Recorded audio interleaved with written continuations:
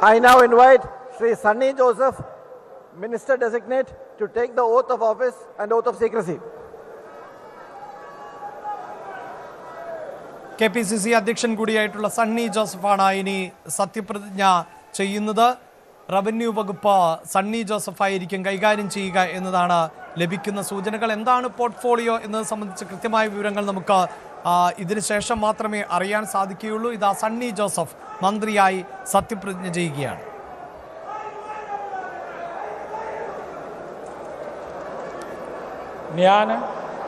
സണ്ണി ജോസഫ് എന്ന ഞാൻ നിയമം വഴി സ്ഥാപിതമായ ഭാരതത്തിൻ്റെ ഭരണഘടനയോട് നിർവാജ്യമായ വിശ്വസ്തതയും കൂറും പുലർത്തുമെന്നും ഞാൻ ഭാരതത്തിൻ്റെ പരമാധികാരവും അഖണ്ഡതയും നിലനിർത്തുമെന്നും ഞാൻ കേരള സംസ്ഥാനത്തെ ഒരു മന്ത്രി എന്ന നിലയിലുള്ള എൻ്റെ കർത്തവ്യങ്ങൾ വിശ്വസ്തയോടും മനസാക്ഷിയെ മുൻനിർത്തിയും നിർവഹിക്കുമെന്നും ഭരണഘടനയും നിയമവും അനുസരിച്ച് ഭീതിയോ പക്ഷപാതമോ പ്രീതിയോ വിദ്വേഷമോ കൂടാതെ എല്ലാ തരത്തിലുമുള്ള ജനങ്ങൾക്കും നീതി ചെയ്യുമെന്നും ദൈവത്തിൻ്റെ നാമത്തിൽ സത്യം ചെയ്യുന്നു.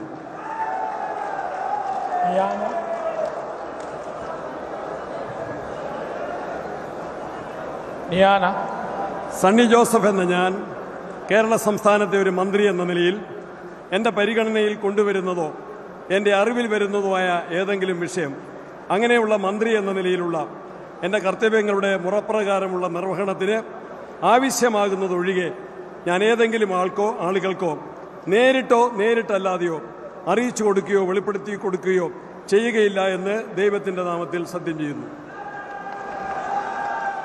കണ്ണൂരിൽ നിന്ന് ഇത്തവണ ഒരു മന്ത്രിയുണ്ടാകും എന്നത് ഉറപ്പിച്ചിരുന്നതാണ്. അത് സണ്ണി ജോസഫ് എന്ന പേര് തന്നെയാണ്. 74-കാരനായ സണ്ണി ജോസഫ് കോൺഗ്രസിലെ മുതിർന്ന നേതാവാണ്. തെരഞ്ഞെടുപ്പുകളിൽ തുടർച്ചയായി വിജയിച്ചുവെങ്കിലും 4 തവണ വിജയിച്ചു കയറിയെങ്കിൽ പോലും ഒരു പക്ഷേ മന്ത്രിസഭയിലേക്ക് ഇതുവരെയും എത്തിപ്പെടാൻ സണ്ണി ജോസഫിന് സാധിച്ചിരുന്നില്ല. അതുകൊണ്ട് തന്നെ മുതിർന്ന നേതാവെങ്കിലും സണ്ണി ജോസഫും ഈ മന്ത്രിസഭയിലെ പുതുമുഖം എന്ന പ്രത്യേകതയുണ്ട്. അങ്ങനെ KPCCയുടെ അധ്യക്ഷൻ കൂടിയായിട്ടുള്ള സണ്ണി ജോസഫ് രാഷ്ട്രീയ തട്ടകം, രാഷ്ട്രീയ പോരാട്ടത്തിൻ്റെ നാടുകൂടിയായ കണ്ണൂരിൽ നിന്ന് ഒരു മന്ത്രി ഉണ്ടാകുന്നു. അത് സണ്ണി ജോസഫ് ആയിരിക്കുമെന്നതിൽ തർക്കമൊന്നും ഉണ്ടായിരുന്നില്ല. ഇപ്പോഴിതാ സണ്ണി ജോസഫ് മികച്ച വിജയം കൈവരിച്ചുകൊണ്ട് 2011 ആണ് ഈ തുടക്കത്തിന്, അതായത് വിജയത്തുടക്കത്തിന് ആരംഭം കുറിച്ചത്. അതിനുശേഷം 2014-ലും 2021-ലും ജയം ആവർത്തിച്ചു. ഇത്തവണയും അതിശക്തമായ പോരാട്ടമായിരുന്നു. 14,000-ലധികം വോട്ടിൻ്റെ ഭൂരിപക്ഷത്തോടുകൂടി വിജയിച്ച സണ്ണി ജോസഫ് ഇതാ മന്ത്രിസഭയിലേക്ക്.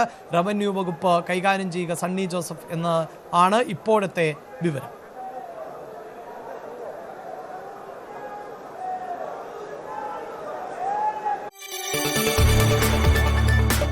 കൂടുതൽ വാർത്തകൾക്ക് News 18 Keralam YouTube channel subscribe ചെയ്യുക.